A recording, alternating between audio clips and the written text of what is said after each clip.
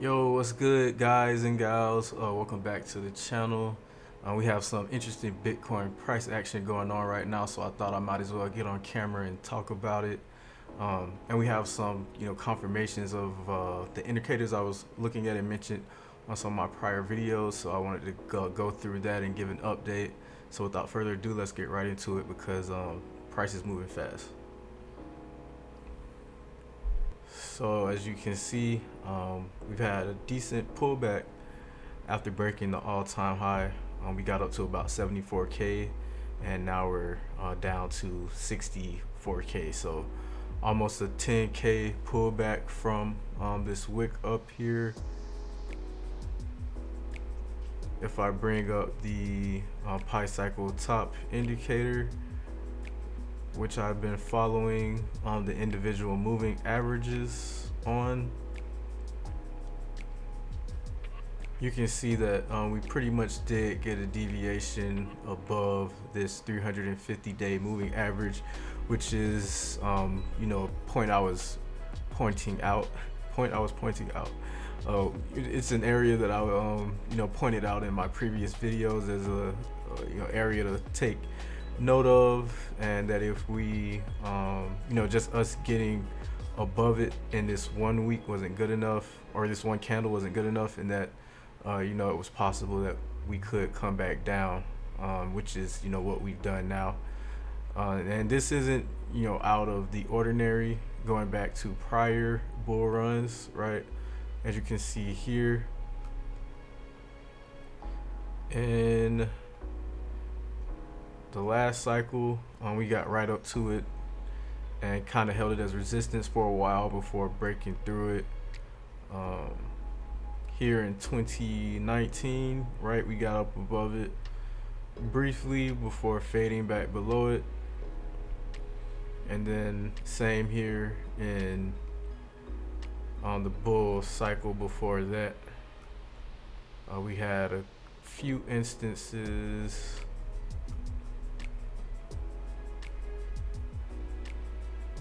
of it, right, testing, pulling back, getting right up to it, pulling back before finally actually breaking through. And even this here, we pulled back into it before getting that real final leg out of it. So Bitcoin isn't doing anything out of the ordinary from that standpoint. Obviously, us breaking the all-time high before the halving is different, but in terms of its price reaction to this line here, it's not out of the ordinary. And if anything, this actually makes me feel more comfortable in terms of this being a sustainable move up, because at the rate we were going, it's if we kept just endlessly going up like that, it would have to break eventually. And while it might seem like a good thing in the short term as prices going up and up and up, in reality, the faster something moves up, the harder it'll crash, and the swifter that crash will be. So us getting a pullback here and maybe consolidating around this area for a while is actually good, and makes me feel better about the sustainability of this bull market. This is actually what I wanted to see. Some levels that I'm looking out for now that we have pulled back in here, as you probably peeped, we often test the 111-day moving average after getting rejected off of the 350-day. Right now, that is at 48,000, 48.7K. I don't know if we'll make it that far, but this moving average is moving up every day. That being said, for it to reach, let's say 52K, if I bring up the bull market support band forecaster, this 111-day moving average moves pretty well in tandem with the 20-week. It could be a sign of where the 111-day is going. And right now, let's say for it to coincide with this area of consolidation that Bitcoin had before of around 50K. That would happen in, April, on April 9th. So, about 3 weeks from now. If we go up higher, if it were to correspond to around 58K, that would be getting us into May. So, personally, I don't think Bitcoin will correct all the way back to 48K. But that being said, from the peak, that would be about a 30 or so odd percentage correction, which is not out of line for Bitcoin in a bull market. So, I'm not putting it out of question from happening. But if we are to go by any of the pullbacks that we've had so far in this bull run, right, they've all been around 20% or so. If I get out the price range tool, you can see this pullback here was about 24%. This pullback here was also, around 20%. This pullback here, 22%. And finally, this pullback here was, 22%. So if we're going to go by the history of this bull market, we should be expecting a correction in the realm of 20 or so percent. That being said, eventually we will break that trend and probably will see a 30+% correction. So why not now? But if the price were to go down 20% from here, that would put us at about 58K. If we're to go down 22%, it would put us about 57K. And that area corresponds to this support zone right here, which you can say was a shoulder, and also this area right here, which you can say is also a shoulder before our price broke down. So this was a very important price point in the last bull run. It held as support here and then acted as resistance. So 58K is a very interesting price point, right? A price point of interest, and it would represent a pullback in the amount percentage wise from what we've seen so far in this cycle. So that's my first area. Well, that's not really my first area I'm looking at. I'll call it like my secondary area. My real first area is right about almost where we're at right now, right at this 64K region, where we had it act as resistance before finally flipping it as support. And then that was kind of the springboard for this move up to all-time highs. And 64K is also where this initial peak back in April 2021 was at. So that about 64.8K area, which we're kind of basically sitting on right now. This is an area where I would expect us to get some support over the next few days, but if we continue to fade down over the next days to weeks, I would think our next area of interest is around 58K. And finally, if we break 58K, the next area is around 52, where we had this consolidation, and that's where I would think is the lower end of what we can expect on a pullback.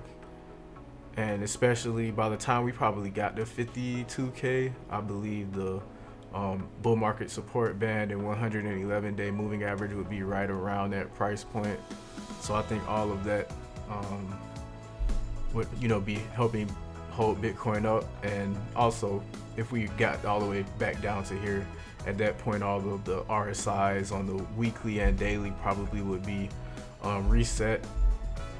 As you can see here, we were really overbought on the RSI.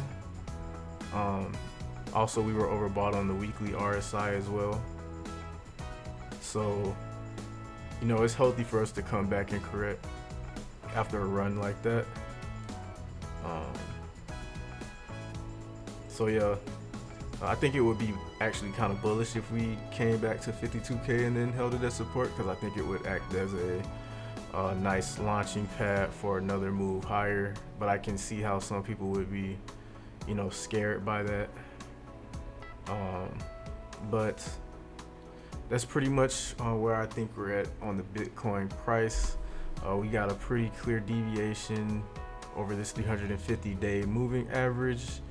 And if we continue to sell back in here, like I said, my price points of interest are 64K, 64.8K or so, then around 58K, and then finally around 52K, which I would be, like I said, I would be expecting the bull market support band to be at this price point by the time we hit that. And that's assuming, right, we maintain the integrity of this bull run. If we were to break the bull market support band, after coming back to test it and going below this 52K region, then I would be kind of looking at the markets funny and thinking there might be something going on in the broader economy, and maybe crypto is pricing it in at that point. But as long as we hold this 52K range, I think we're, you know, still well within, you know, the constraints of a bull market. So that's pretty much my thoughts on Bitcoin. Most important thing to do at this point is to not panic. You know, you should have a plan in place for any scenario, and I kind of just laid out some price points that might be of interest to you. So one strategy you could use is, as we hit these price points, you know, to continue to scale into Bitcoin if you feel a little light on your exposure. Even though these are kind of like all-time high price points, if you are assuming we're in a bull run, which I am at this point, Bitcoin can still do probably another 2 to 3x, you know, being semi-realistic, not being like too bullish or too conservative. Another 2 to 3x, I think, from these price points are reasonable. So, you know, don't throw, not financial advice, don't throw your whole, you know, life savings or whatever in there. But, you know, if you have a little bit of cash that you've been, you know, holding onto for a pullback, you know, putting maybe like, you know, 10% of that or something here is not a bad idea. And then, you know, just continue to add on to that bag as we move down. And then if we break 52K, you know, just hold off and see where the markets are going before putting any more money in. And, you know, maybe if we hold 52K and then start to bounce aggressively, rather than buy Bitcoin at that point, if you're assuming Bitcoin is going back to being bullish, then maybe use that bag for some altcoins. So that's a strategy you can use if you don't have one yet. But yeah, right now the most important thing is just not to panic. If you bought up here, you know, don't panic sell right now. Bitcoin always eventually bounces back, so I would say just hold and wait to see what happens if we get down to 52K. But what you don't want to do is, you know, panic sell down here and then Bitcoin blasts off to like 90K, and you know, you took a loss because you didn't want to hold. So interesting times.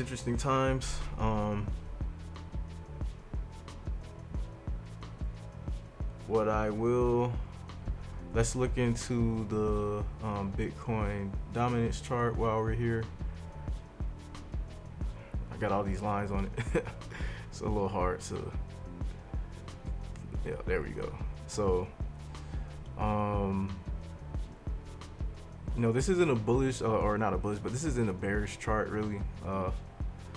This kind of looks like accumulation. But what I will say is that this chart includes stables, so it's not a great representation of like Bitcoin versus the broader altcoin market, because this does have stables in it. If we were to pull up the Bitcoin dominance minus stables chart, which I had earlier, here we go. As you can see, this one looks just a bit different. Rather than putting in higher highs, or at least a double top like we saw in the pure Bitcoin dominance chart with stables included, this is showing that Bitcoin dominance is putting in lower lows when you take stables out of the equation. So this is kind of giving the idea that Bitcoin dominance against at least strong altcoins might have topped, right? And this could be looked at as a sort of distribution pattern before we make a move down, especially if we continue to put in lower lows here. But that's why I've started to scale into some altcoin positions, and I gave a few in that video I posted a few days back. I scaled into, I sold some of my Bitcoin into Solana when Solana was around this range here, and that turned out to be a really good trade for me. That trade is up a lot, so I'm happy that I did that at that point. And I also scaled into AVAX around here at around like 39, high 40s, and that took off. So glad I did that. And I don't want to make it seem like all my buys were great. I also bought some Cardano, and that isn't doing so well against Bitcoin, but thankfully I didn't buy. That wasn't like the biggest purchase that I made. I put the most money into Solana, and that trade really did well. It's up like over 50%, so I'm happy with that. And that's just the most important thing when you're playing your crypto, right? Is to know your risk reward profile. So I felt more comfortable sizing more into Solana just because the Solana Bitcoin chart looked a lot stronger than ADA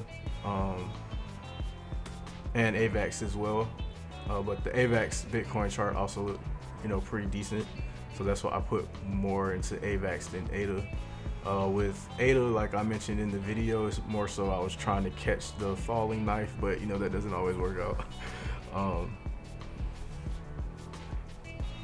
And yeah, maybe Solana not Solana, but maybe Cardano just won't do well this cycle, but we'll see. One that I'm really considering buying into on this dip is Theta, because the price movement kind of reminds me of Solana before it went on its crazy run. How it kind of held the bull market support band against Bitcoin for a while before taking off. If I pull it up here, you can see that we tread on it for a little while, and then it just started taking off. If I go to the Solana Bitcoin chart, it did something similar in its initial move. We held it for a while, treaded it, and then it had a strong rally. So like I mentioned in that video, Theta was a coin that I had last cycle that did really well for me. And if it's gonna go up and to the right, I don't want to fade it, especially if we continue to see follow through on this move. That being said, it's not one that I'm putting a lot in just because the chart just doesn't look as pure as this AVAX, or not AVAX, but Solana chart did, because this move was a lot more, had a lot more strength than this one, I would say, especially if we're starting to turn back now. But I'm willing to take a little bet, gamble, whatever you want to call it, put a small percentage of the portfolio on the bet that maybe it will continue this upward trajectory. And then if it does, we have all this space before we get anywhere close to the previous high. So I think at these levels, especially if we're holding this area of support on Theta, offers a great risk reward opportunity here. not financial advice, but just wanted to point that out. Last coin I wanted to go over was Near. And this is also why I'm kind of looking at Theta, because I think Theta could do something like this. It could be kind of like a catch-up play, because basically both Theta and Near have kind of like pivoted to the AI depend sector of crypto, and they're kind of playing into that narrative. And the fact that they're, you know, high-ish market cap layer ones that are fairly undervalued right now. You know, they're not like a top 10 token. They're not top 10 tokens, and they have a lot of room to run. You know, they offer really interesting perspectives. I kind of like faded Near a little bit. That Near is also one I had last cycle, towards the end of the cycle, and I was really big into the Aurora ecosystem, and I liked, you know, the concept of Near, but it got like so hammered after this peak here. You know, I kind of just like faded it, but this recent movements, and if the team can deliver on any of the AI promises, this is again another one that's interesting from the perspective of it's a larger market cap token, so you don't have to worry about as much of the shenanigans as you do with lower cap you know, alt layer 1 coins, but it's still like within that market cap range where you can still get like a good, you know, 5 to 6x plus out of it. Whereas with something like Solana or BNB, they've already run up so much. It wouldn't really be realistic to think it'll, you know, get you more than another 2 to 4x, 2 to 3x really realistically. So yeah, I just wanted to point out some, you know, altcoins I'm looking at to accumulate on this pullback. I think I'll be making a video in the next couple days on lower cap plays. I'm just kind of hesitant to do that because these tokens can go down 30% in a day, which I'm seeing a couple of them do right now. So, you know, I don't want to put anyone in a position where they're buying really low cap tokens and then they go down 30% the next day. But that is where, you know, you have the possibility to make the most outsized gains, and I know that. So yeah, I think I'll make a video on lower cap tokens in the next, you know, coming days. But yeah, that's pretty much it. Kind of started rambling there at the end, but I hope you found that informative. Like I said with Bitcoin, just keep in mind those price points I mentioned, and those are potential areas for us to scale in the anticipation that we continue going higher. And yeah, I'm trying to make sure I didn't forget anything that I wanted to mention.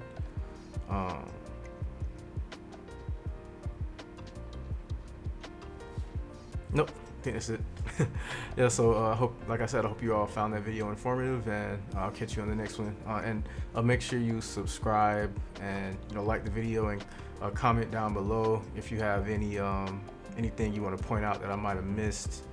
And yeah, just help support the channel so we can continue growing it and I can get this content out to more people. And please share it with any friends or family members that you have that are interested in crypto.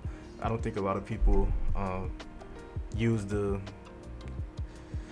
you know, I don't think a lot of people are that informed on TA, and it can get pretty complicated, but I try to keep it, you know, as simple as possible and only use, you know, 2 or 3 indicators to help me navigate the crypto markets. And yeah, I think I did a good job of identifying us, you know, potentially having this pullback at this area at the 350-day moving average. And you know, I want it to be something that more people catch on to, so you know, we have less people getting wrecked. So yeah, anyway, again, I hope you enjoyed the video, and I'll be back with another one in a few days. Take care.